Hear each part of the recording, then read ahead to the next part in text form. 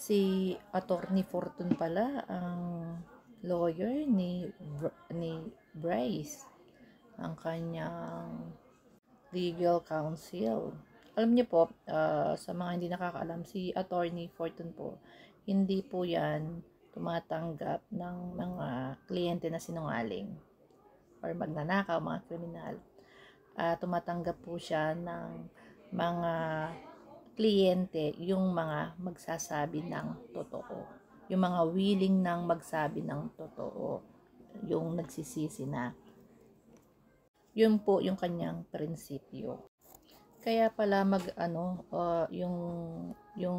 yung sincerity cooperation, yung pag-surrender voluntary according kay Fortune is yun daw yung talaga napagdesisyonan at yun talaga daw yung nasa isip niya at yung decision niya na i-advise kay Bryce na yung mga na-obtain na mga properties like watches, kung may mga bahay man, mga sasakyan, although naka-surrender na ng GMC, isusurrender pa yung Lamborghini and Ferrari.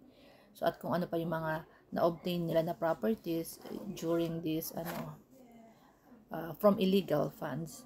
So talagang in-advise niya pala yan. So tingnan mo na itong abogado na ito, no. Alam niya, as an act of goodwill, ito yung mga dapat mong gawin para ipakita sa taong bayan, sa gobyerno, na willing ka talagang sabihin ang katotohanan at ikaw ay nagsisisi, wala kang itatago, para mapasok ka sa witness protection program. Alam niya yung mga requirements at kailangan at yung dapat gawin ng kanyang kliyente. Not like dito sa nag-aabogado sa mga diskaya. Ayaw ipasoli.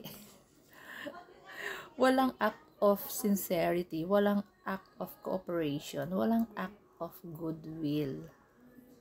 So, paano mako-convince ang taong bayan kung hindi mo ina-advise sa mga diskaya ang ganyan? Although, for sure, kung i-advise yan ni Tanggol, magwiwiling yan kahit papano, kahit yung ibang bahagi, di ba? Kaso hindi. Inaawahin niya yung mga senators, kapwa niya senators diyan sa Senate hearing.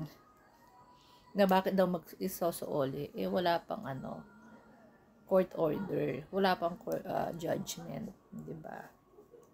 Okay yan. Ang lawyer niya is si Attorney Fortune. Talagang mag-guide siya ng tama at hindi siya ipapahamak.